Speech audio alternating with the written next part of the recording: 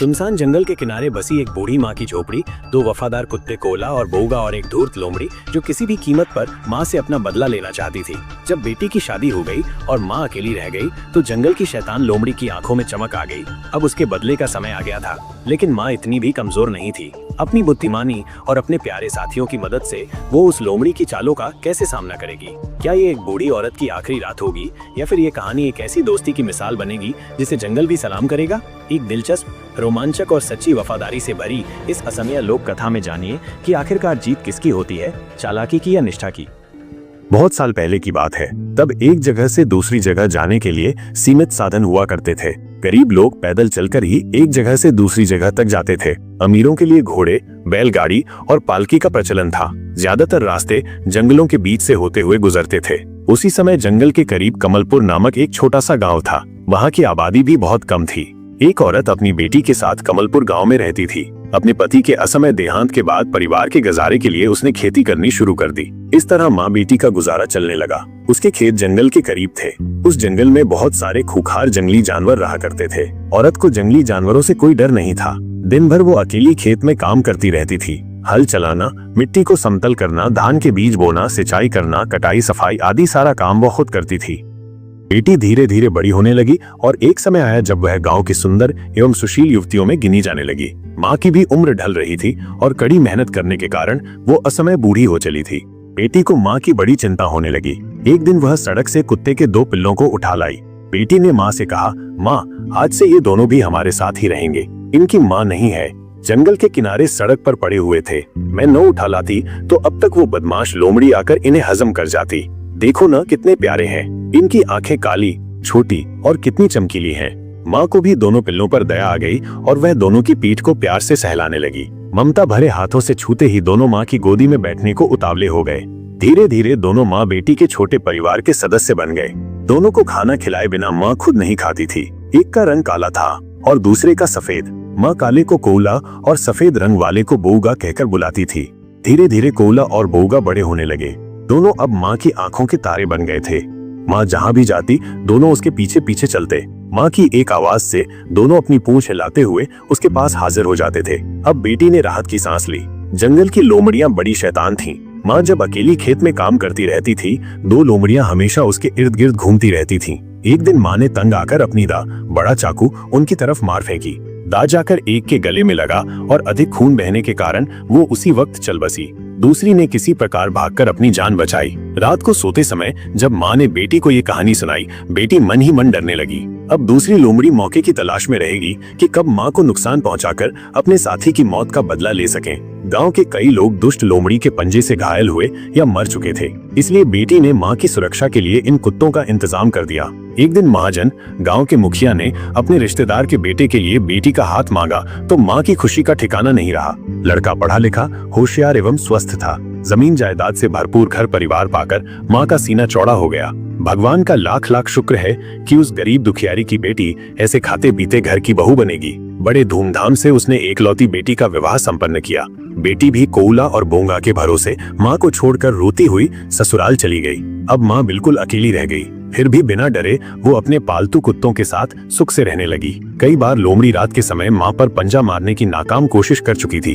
जैसे ही वो कुटिया की तरफ बढ़ती, पता नहीं कहां से कोला और बोंगा हाजिर हो जाते और उसे उल्टे पांव भागना पड़ता है। वैसे भी लोमड़ी कुत्तों से बहुत डरती हैं। इस प्रकार कई महीने बीत गए। धीरे धीरे माँ को बेटी की याद सताने लगी। इतने दिनों उसकी कोई खबर नहीं मिली, इसलिए एक दिन माँ कोला और बोंगा पर कुटिया की जिम्मेदारी सौंपकर बेटी से मिलने निकल पड़ी। बेटी के लिए खाने के ढेर सारा सामान एक पोटली में बांधकर पौ फटते ही माँ ने यात्रा शुरू की। माँ को देखकर दूर छिपी लोमड़ी की बाछें खिल उठी। अब कैसे बचेगी तू बुढ़िया? तुम्हें मुझसे अब कोई नहीं बचा सकता। वे मुँहे कुत्ते तो दूर घर की पहरेदारी करते होंगे। लोमड़ी मन ही मन मुस्कुरा उठी। बूढ़ी को मारकर कई महीनों तक वो खा सकेगी, ऐसी कल्पना करके उसके मुंह में पानी आ गया। जैसे ही माँ गांव की सीमा पार करके जंगल से गुजरने लगी, लोमड़ी उछलकर उसके सामने आ धमकी।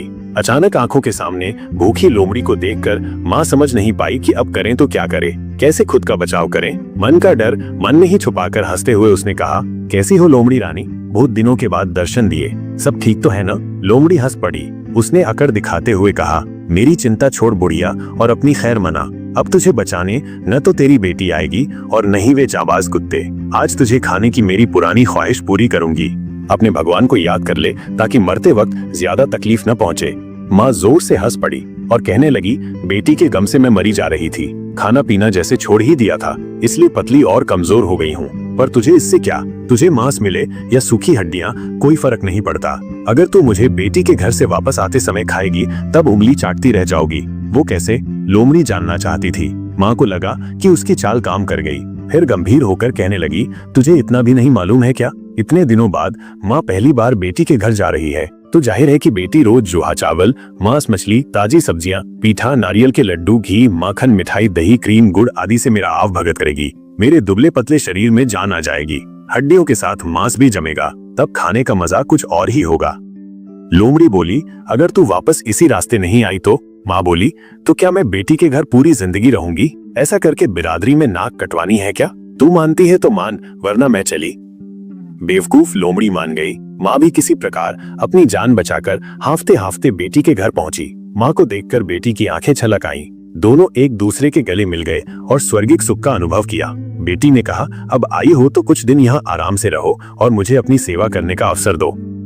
माँ बेटी का सुख देखकर खुश हुई। कई दिन आराम करने के बाद अचानक माँ को कोला और बोगा की याद सताने लगी। पता नहीं दोनों को खाने को कुछ मिला भी होगा या नहीं। उसका रखा हुआ खाना तो वे कब के खा चुके होंगे। बेटी को समझा बुझाकर माँ घर वापस चलने को तैयार हुई, पर जैसे ही लोमड़ी को दिए हुए वचन याद आए कि वो उसी रास्ते घर वापस आएगी और उसका भोजन बनेगी, तो मन बैठ गया। बेटी के पूछने पर उसने सारी बातें बता दी। बहुत सोचने के बाद बेटी ने एक उपाय निकाला और माँ को एक बड़ी सी सूखी लाऊ लौकी के भीतर डालकर उसका मुख अच्छी तरह बंद कर दिया। फिर लाऊ को लुढ़का दिया। माँ भी लुढ़कती हुई जंगल के बीचों बीच से गुजरने लगी। रास्ते में लोमड़ी बुढ़िया की राह देख रही थी। एक लाऊ को लुढ़कते आते देख उसका माथा ठनका।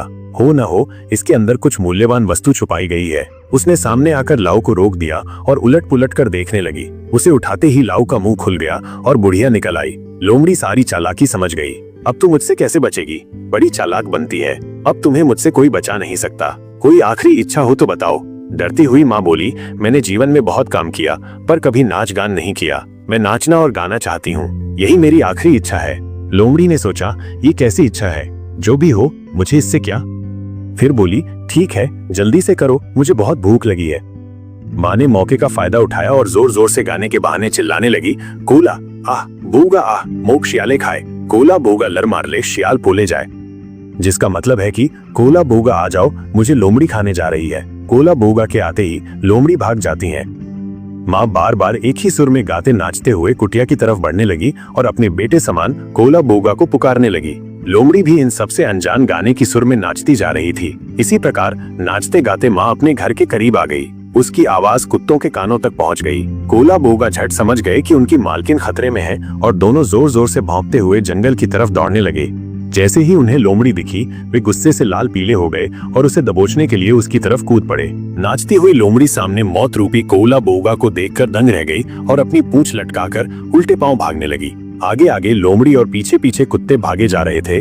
दोनों लोमड़ी को भगाते भगाते जंगल के दूसरे छोर पर पहुंच गए। लोमड़ी को भागते देख माँ हंसते हंसते लोटपोट हो गई। थोड़ी देर बाद कोला और बोगा आकर माँ के गले लगे। माँ ने दोनों की पीठ सहलाई और भरपूर प्यार जताया। उस दिन के बाद गांव के किसी भी व्यक्ति ने दोबारा उस दुष्ट लोमड़ी को नहीं देखा। माँ जीवन के बाकी के दिन कोला बोगा के साथ सुखपूर्वक बिताने लगी। तो कैसी लगी आपको ये कहानी? आशा करता हूँ आपको ये कहानी पसंद आई हो। और अगर आपको ये कहानी पसंद आई है तो इस वीडियो को लाइक करो और चैनल को सब्सक्राइब भी, ताकि आगे आने वाली ऐसी ही रोचक कहानियां आपसे छूट ना पाए।